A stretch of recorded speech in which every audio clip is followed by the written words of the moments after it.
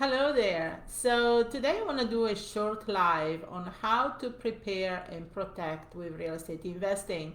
One of the biggest things I hear all the time from a lot of you is that I have a fear writing a contract. I have a fear of doing some mistakes or not protecting myself or exposing myself as far as liability and so forth. So I want to cover a few things here today that will probably alleviate some of the fear and reassure you that with real estate, one of the things I love about real estate investing is that it is a, you know, you can calculate your risk. Okay, you're limited risk, you're not exposing yourself if you know what to do and how to write different contracts. So with that said, you should be assured you should be okay. And that's one of the things I work with our students in making sure they understand the do's and don'ts. And use enough contingencies, not too many though, to really protect your interest. So number one, you want to make sure you do business under a business entity, right? So I always suggest you use either a corporation or an LLC as far as doing business, not under your personal name or a sole proprietorship, so that you treat this as, first of all, as a business, but second of all, it gives you a layer of protection. Now, it doesn't matter if you do wholesaling, buy and hold, and fix and flip. You should establish an entity for the business. Now, I don't necessarily advise establishing an entity for every single property because honestly, as far as bookkeeping and taxes, that would be a nightmare. But you can, for example, set up an entity for your wholesaling business or an entity for your buy and hold business, fix and flip, and so forth. Okay, so that's the first recommendation. Now, as far as when you write the contracts, keep the contract super simple. You don't want to give a contract that's 10, 15 pages long. That's why I'm against maybe using the contracts that real estate agents use, unless you're a real estate agent or you're dealing with an agent that wants to use those contracts, because really they have a lot of the fine prints that at the end of the day might scare the potential seller away. So you want to keep the contract more limber in a way, and lighter, so that the seller doesn't feel like he has to review every single line.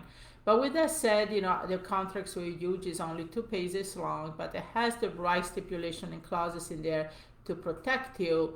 And I have developed and perfected the contract for the times with changes that have been in the industry. But then, even with the contract, there is a handful of loophole or contingencies that we use, but we don't use all of them at the same time. We use one or two depending on the situations, and the other ones in as needed basis. So, for example, the one I use most of the time is the contingent on business partner or private lender or building inspection approval, depending on the situation, depending if you're doing a wholesaling, buy and hold, or fix and flip. But that one is something that I use all the time, and you want to give it kind of a time deadline, right? On that as well. The other one we use is the first right of refusal clause. So basically, it's a way of telling the seller, you can go ahead and keep your property on the market, right? But if you do get another contract, give me 72 hours to either remove my contingencies and proceed, or you can take the other contract. So it's a way for you to have a contract on the property, put your foot in the door, but the seller doesn't feel like he's taking the property off the market, especially if you're putting only $10 earnest money down, $10 earnest money, or if he feels like maybe I could get a better contract. The psychology behind that is that most of the sellers are not really going to market the property as aggressively once they have your contract in place. So the fact that they might exercise that, yes, it can happen, but most of the time, honestly, it doesn't. Now, as far as the contingencies and more the words and the verbiage, make sure you look for the link. We posted a few days ago a link for you to download a PDF with the contingency, and they will list them more in order and also with the text that you need to know.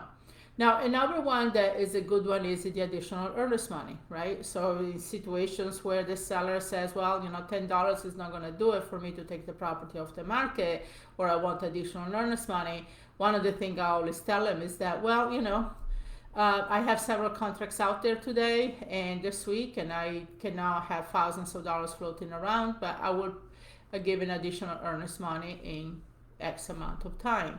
So those are all things that, like I said, I usually don't use all of them. I use maybe the contingent or business partner approval or inspection contingency, and then the other one I use as needed. So they're like our secret weapons to protect me from with a real estate investor or seller.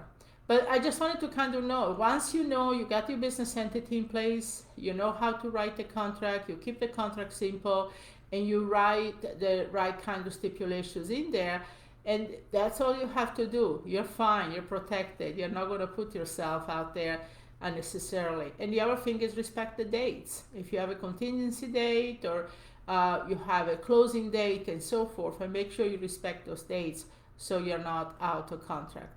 So that hopefully help you to clear up things a little bit. We do have a workshop this evening at 8 p.m. Eastern Time, and that is about actually getting more into the nuts and bolts of real estate investing. So make sure you attend that workshop.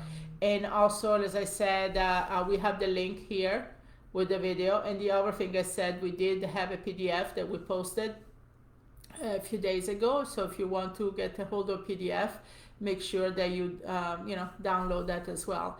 So great, glad to share the information with you, and I'll see you next time. Take care.